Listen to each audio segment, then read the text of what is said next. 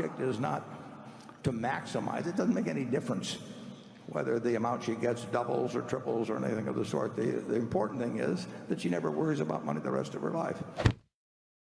Why have you advised your wife to invest in index funds after your death rather than Berkshire Hathaway? I believe Munger has counseled his offspring to, quote, not be so dumb as to sell.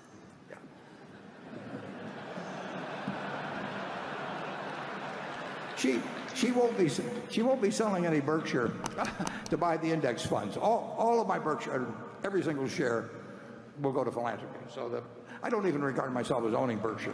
Basically, it's committed.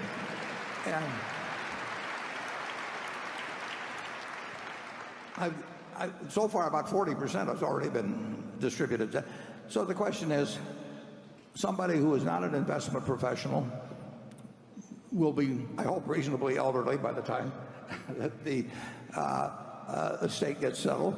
And what is the best investment, meaning one that there would be less worry of any kind connected with, and less people coming around and saying, why don't you sell this and do something else and all those things. She's going to have more money than she needs. And the big thing then you want is money not to be a problem. And there will be no way that if she holds the S&P, or virtually no way, absent something happened with weapons of mass destruction, but virtually no way that she'll have all the money that she possibly can use. She'll have a little liquid money so that if stocks are down tremendously at some point, they close the stock exchange for a while, anything like that, she'll still feel that she's got plenty of money. And the object is not to maximize. It doesn't make any difference whether the amount she gets doubles or triples or anything of the sort. The important thing is that she never worries about money the rest of her life. And I had an Aunt Katie here in Omaha, who Charlie knew well, and worked for her husband, as did I. And she worked very hard all her life and had lived in a house she paid, I don't know, $8,000 for, 45th and Hickory, all her life. And because she was in Berkshire, she lived to 97. She ended up with, a few $100 million. And she would write me a letter every 4 or 5 months, and she'd said, "Dear Warren, I hate to bother you, but am I going to run out of money?" And